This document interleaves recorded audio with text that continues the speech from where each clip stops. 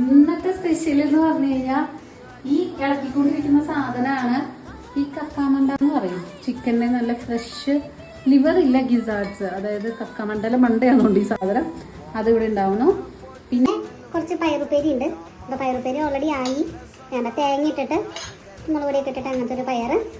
പിന്നെ നമ്മുടെ സ്പെഷ്യൽ എന്ന് പറയുന്നത് ചോറ്, നല്ല വെള്ള ചോറ്. പിന്നെ കുറച്ച് തൈര്. അപ്പോൾ വിചാരിക്കും എന്താ അപ്പുറത്തുന്നത്, ഇത്തിരി കഞ്ഞിവെള്ളമാണ്, ആർക്കെങ്കിലും കഞ്ഞി വേണമെങ്കിൽ കുടിക്കാം. അങ്ങനെ തൈരും ഉണ്ട്. പിന്നെ അവസാനത്തെ സ്പെഷ്യൽ ഇതേ വരുന്ന ചോറ്റുപാത്രത്തിൽ എന്താണെന്നറിയോ?